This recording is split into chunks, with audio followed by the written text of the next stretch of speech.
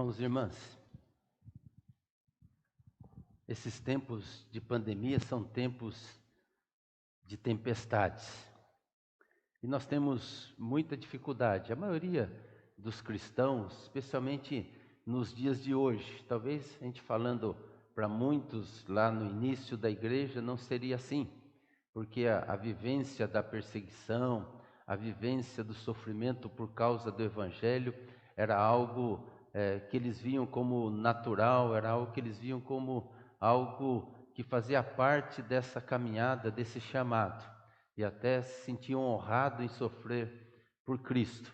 Mas para os dias de hoje, com toda essa teologia da prosperidade, essa teologia da troca, da retribuição, em que nós achamos que Deus tem que estar à nossa disposição e fazer tudo para nós, não permitindo que a gente passe por situações difíceis, nós temos muita dificuldade em conciliar a soberania de Deus com a chegada das tempestades, com a chegada dos problemas, das dificuldades. Nós confiamos em Deus, mas na hora que o vento forte chega, ficamos desconcertados, ficamos confusos. E isso, claro, é uma atitude ou um sentimento muito natural, humano, na vida das pessoas, mas nós precisamos, neste momento, olhar para a palavra de Deus e ouvir de Deus aquilo que Ele deseja para a nossa vida. Ouvir de Deus o que Ele tem para nós em meio a essa pandemia, em meio a toda essa tempestade que estamos vivenciando e que não somos só nós aqui, mas é o mundo inteiro está passando, ou seja, a igreja de Jesus em todos os lugares estão vivenciando esse drama, vivenciando essa tempestade ou as tempestades da vida. E eu queria convidar você para ler a palavra de Deus lá no Evangelho de Marcos. Marcos, no capítulo 6, do verso 45 a 51. Marcos, capítulo 6, do verso 45 a 51. Diz assim a palavra do Senhor: Logo depois, Jesus ordenou aos discípulos que subissem no barco e fossem na frente para o povoado de Betsaida, no lado leste do lago, enquanto ele mandava o povo embora.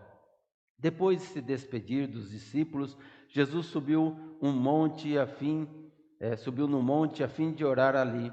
E quando chegou a noite, o barco estava no meio do lago e Jesus estava na terra sozinho. Ele viu que os discípulos estavam remando com dificuldade porque o vento soprava contra eles.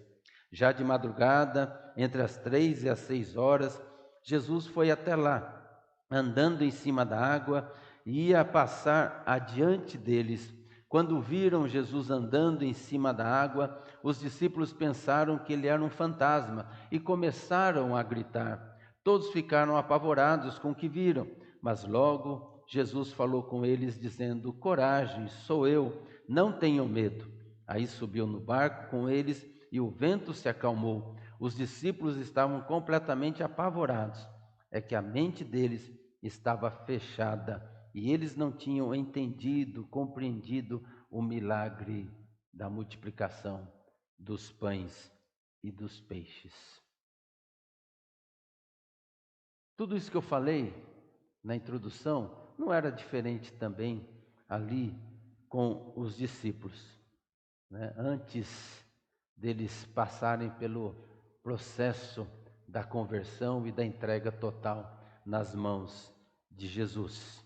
Você vê a atitude deles. Esse é um texto que no Evangelho de João vai mostrar ali, né, de Mateus, em que Pedro, ele até anda também sobre as águas. Ele fala: se é o Senhor, então que eu possa também andar. E ele começa a andar, mas logo ele vê o vento batendo forte ali, começa, né, repara na força do vento e ele começa a afundar. Então você percebe, né, quando você lê os evangelhos, os discípulos no seu chamado, né, o chamado de Deus é desse amor incondicional, mas que vai tratando a nossa vida, vai cuidando de cada um de nós.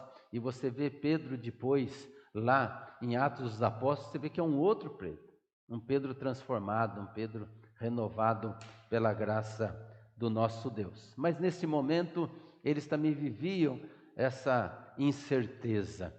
Eles estavam em intensa atividade durante o ministério de Jesus.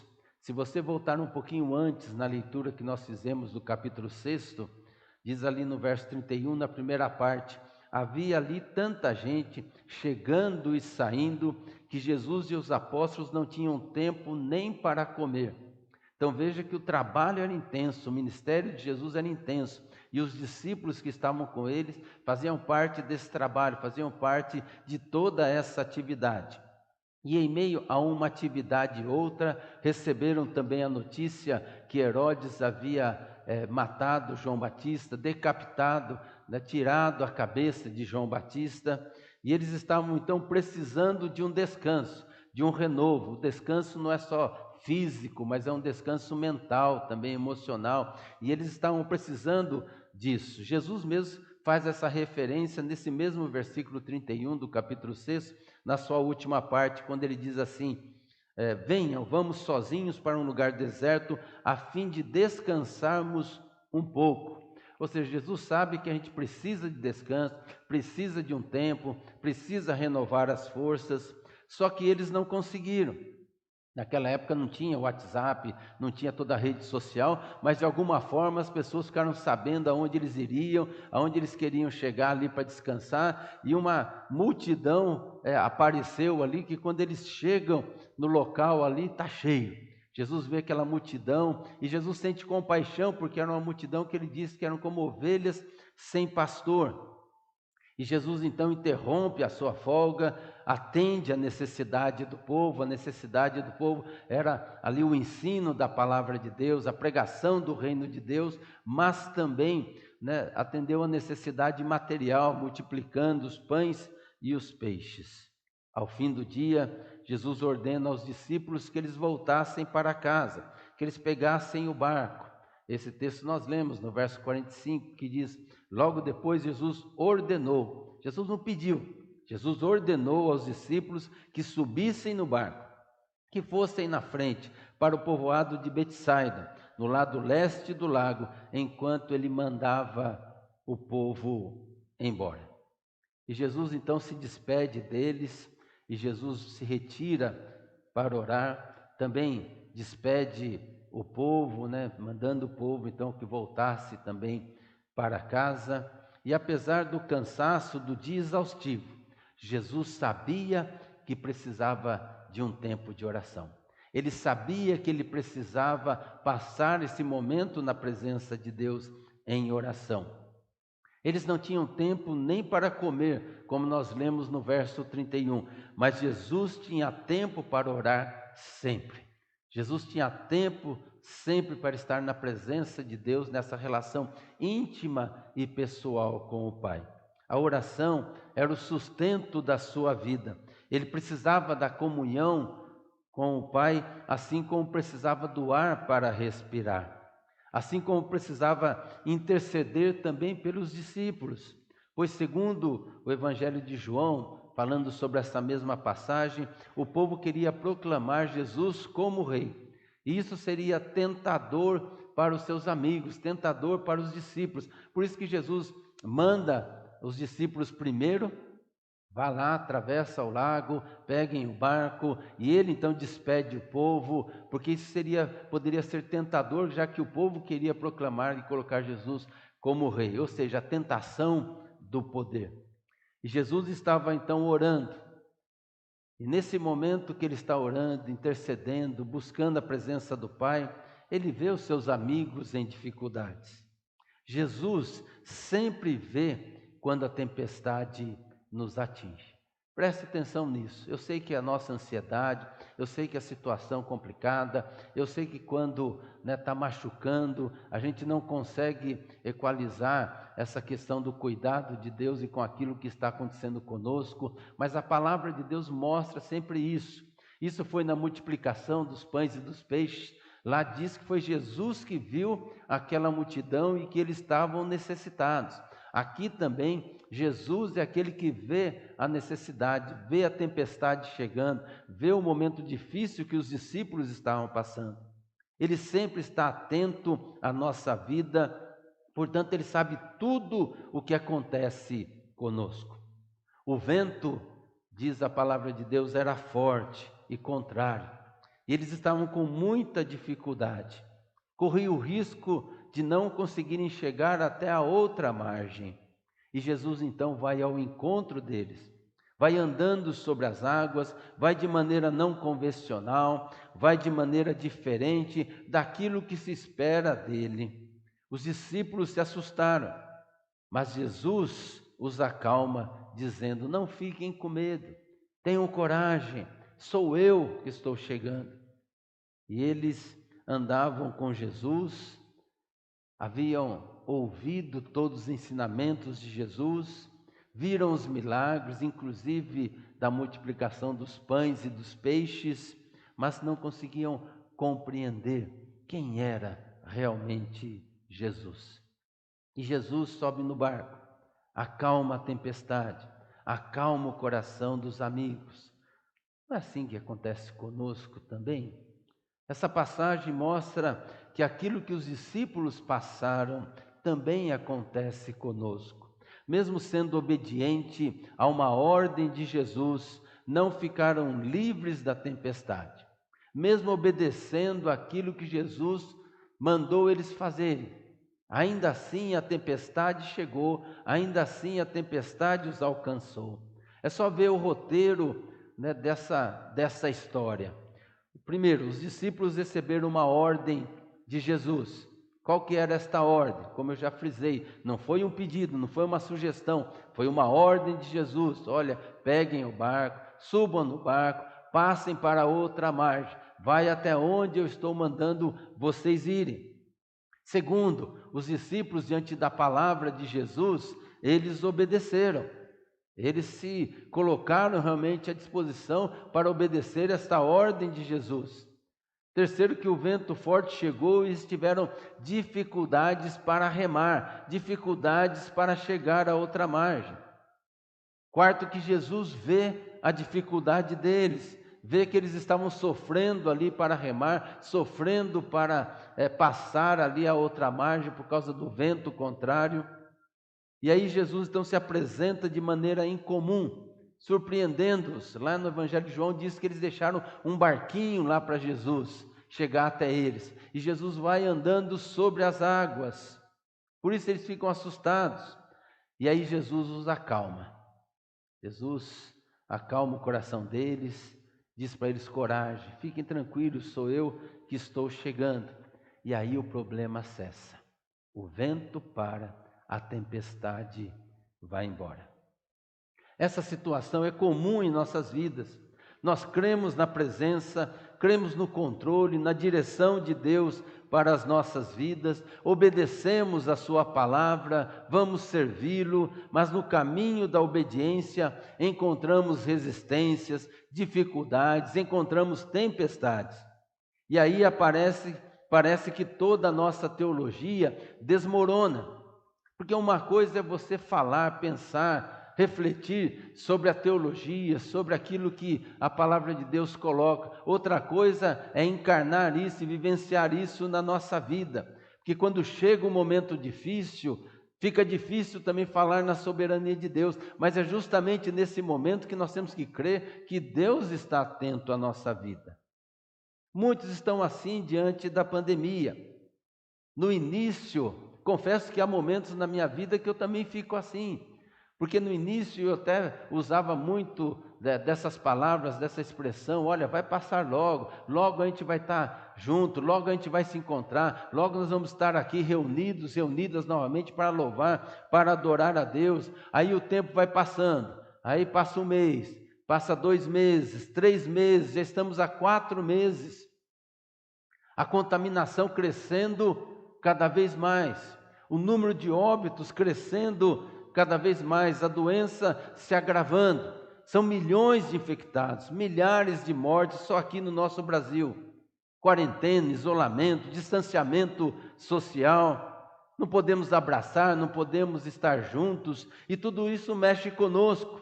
Ficamos amedrontados, inseguros, Será que não vai acabar nunca? Será que não vai passar nunca essa pandemia? Será que nós vamos chegar ao momento em que poderemos realmente nos reunir novamente aqui? Reunir sem medo, reunir sem receio, reunir sem ficar aí pensando se o outro vai me contaminar ou não? Poderemos nos abraçar, poderemos estar juntos, servir ao Senhor?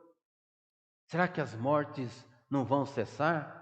Eu tenho orado todos os dias para que a notícia do dia seguinte seja: diminuiu o número de mortes, diminuiu o número de mortes, até chegarmos a cessar o número de mortes por essa doença.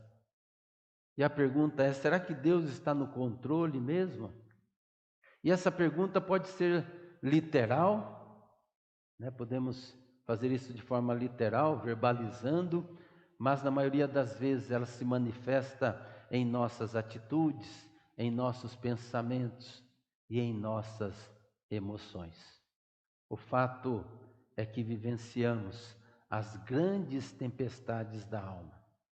Muitas vezes as maiores tempestades que enfrentamos não são aquelas que acontecem fora de nós, mas aquelas que agitam o nosso coração, agitam o nosso interior, agitam a nossa alma. Os ventos mais violentos não são aqueles que agitam as circunstâncias, mas aqueles que deixam turbulentos os nossos sentimentos. Porque quando mexe lá no nosso interior, aí as coisas se complicam.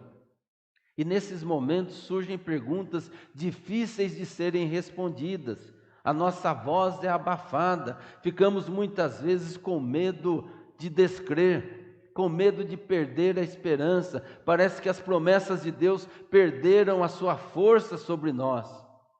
Muitos servos e servas de Deus passaram por isso, foram obedientes, serviram a Deus com fidelidade. No entanto, as tempestades os alcançaram de tal forma que mexeram no mais íntimo das suas vidas e ficaram ali com o coração apertado. Muitos até desejaram a sua morte. Por exemplo, ninguém esteve mais perto de Deus que Moisés. Ninguém, a não ser Adão, falou com Deus com tanta intimidade. No entanto, enfrentou muitas dificuldades.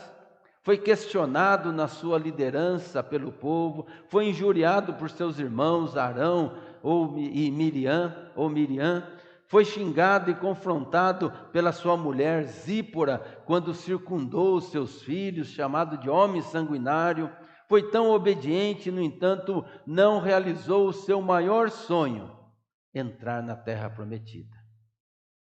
Deus o leva no Monte Nebo ali, ele contempla tudo. E Deus diz: você não vai entrar.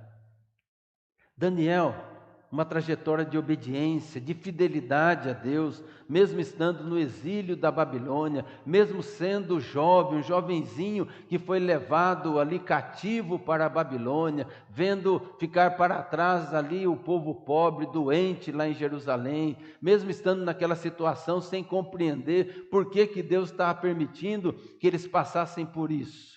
Mas ele foi obediente ali, não se contaminou com as coisas do rei. Foi aquele que deu testemunho de confiança e fidelidade a Deus. No entanto, foi preso e jogado na cova dos leões justamente por causa da sua integridade, justamente por causa da sua fidelidade e obediência a Deus.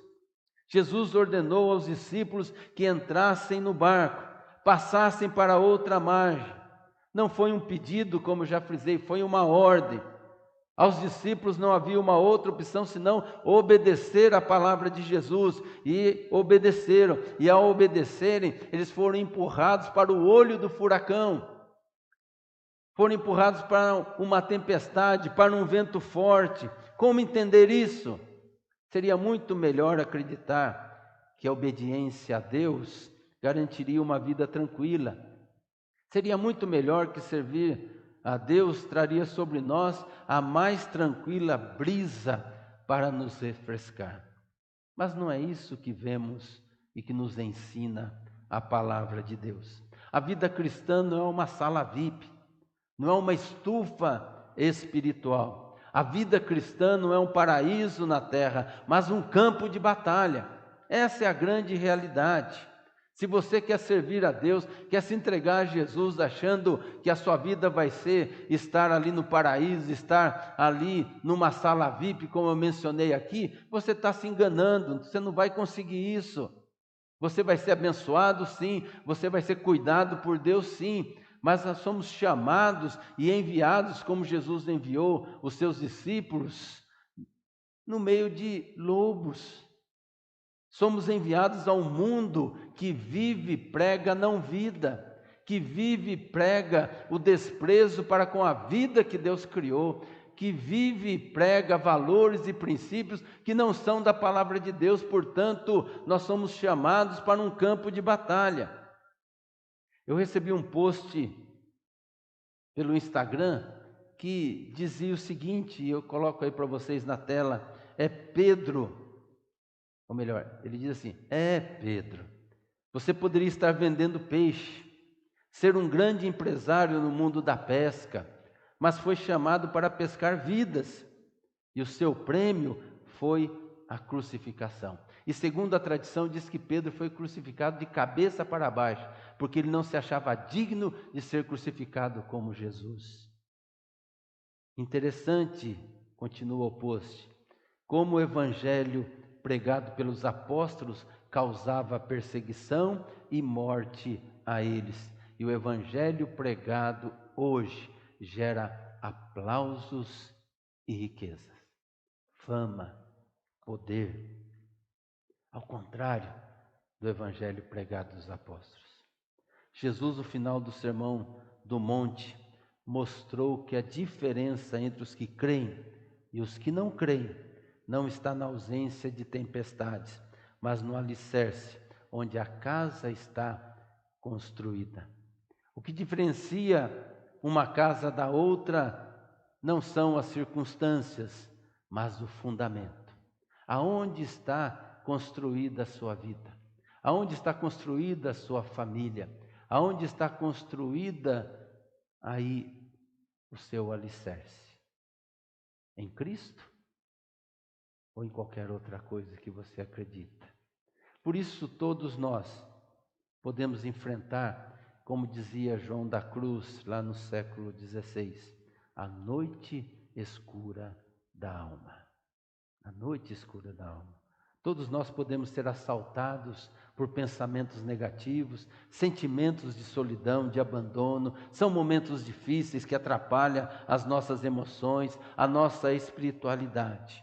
Mas são nesses momentos de tempestades que Deus virá em nosso socorro, que Deus vem sobre nós. Quando os discípulos estavam enfrentando os ventos fortes, Jesus vai ao encontro deles.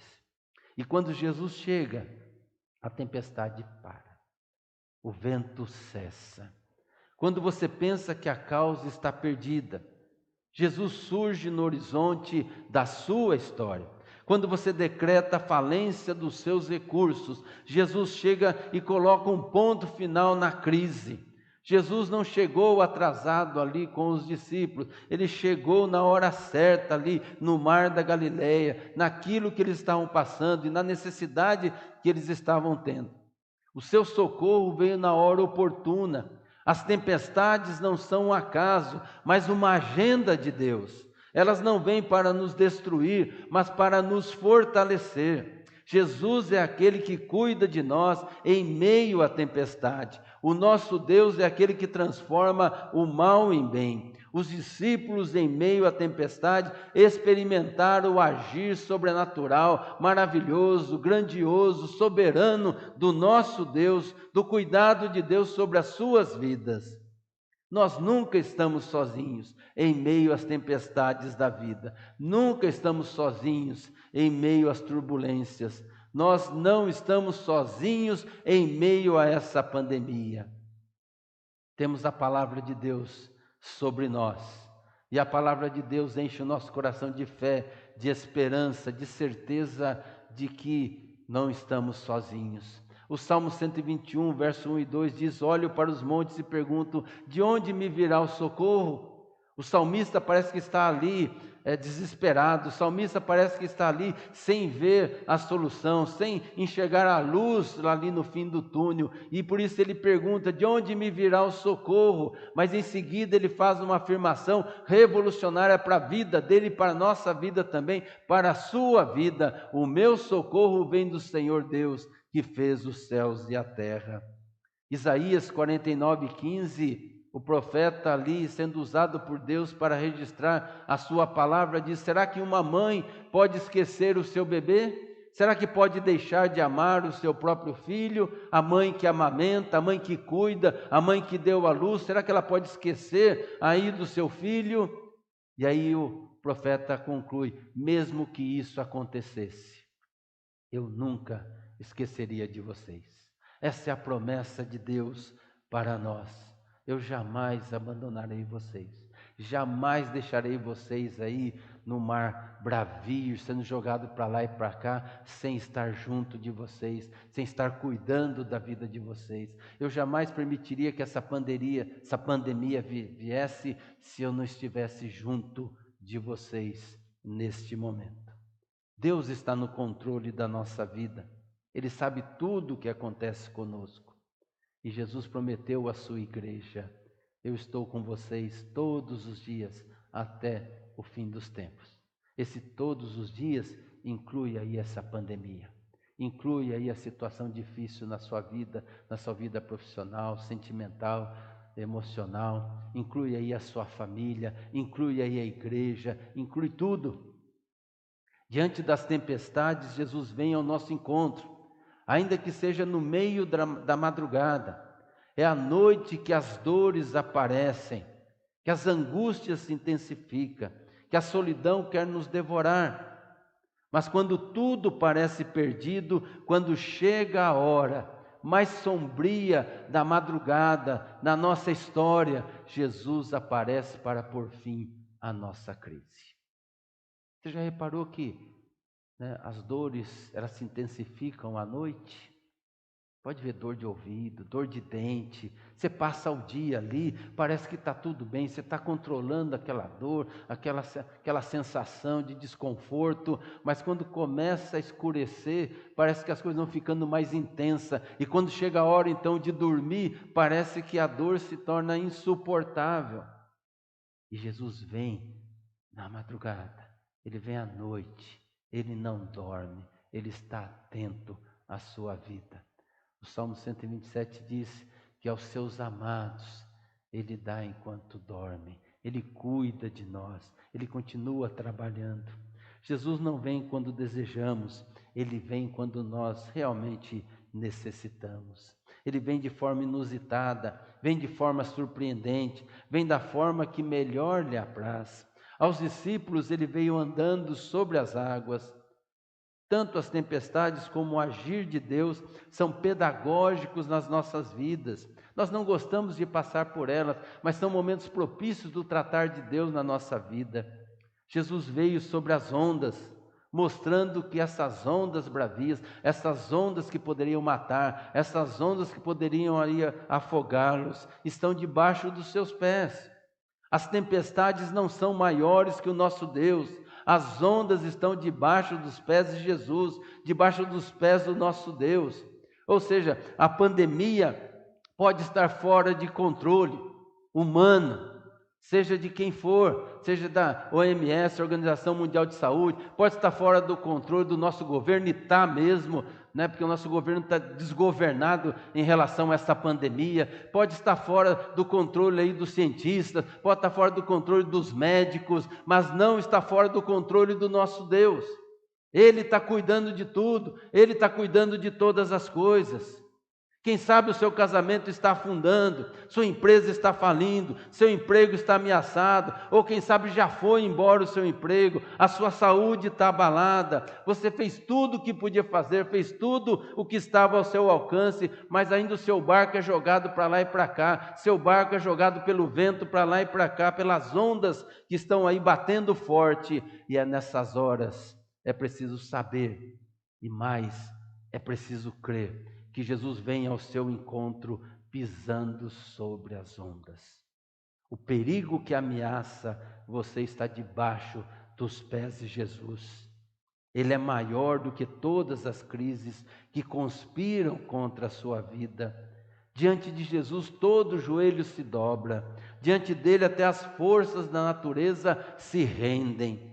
Ele tem todo o poder e toda a autoridade no céu, na terra e debaixo da terra. Ele, Jesus, o Senhor dos senhores, o Rei dos reis, o teu Salvador, ele vem para te salvar.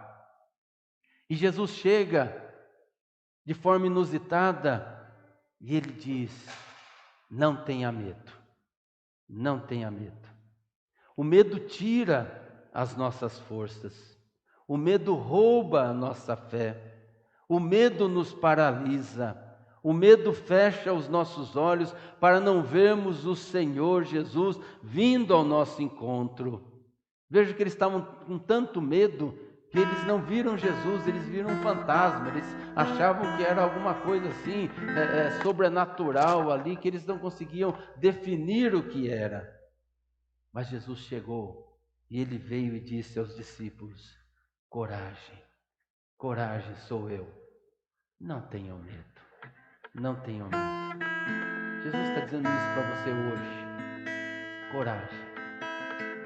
Você que está aí na sua casa, você que tem alguém que está internado, você que conhece pessoas que estão vivenciando dramas e muitas dificuldades com essa pandemia, você que perdeu seu emprego, você que teve seu salário reduzido, você que está vendo a família ali enfrentando as suas crises, seus problemas, Jesus está chegando e Ele chega e diz: coragem, coragem, sou eu, não tenham medo.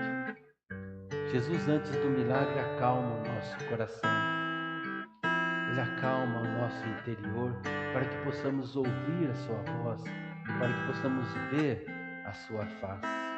Por isso Ele está dizendo para você hoje: não temas, eu cheguei, não temas. Lembre que essa expressão não temas aparece 366 vezes na Bíblia, uma para cada dia do ano. Nós já estamos há mais de 4 meses nessa pandemia. Todo dia que você acorda, você está debaixo da misericórdia de Deus. E Jesus está dizendo sobre a sua vida: coragem, não temas, porque eu sou contigo. Eu venho para acalmar a tempestade.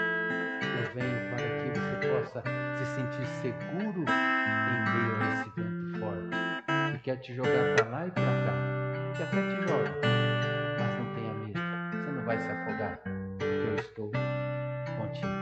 É aquilo que diz Isaías 43: assim diz o Senhor que te criou e que te formou, não temas, porque eu te salvei. Chamei-te pelo teu nome, tu és meu.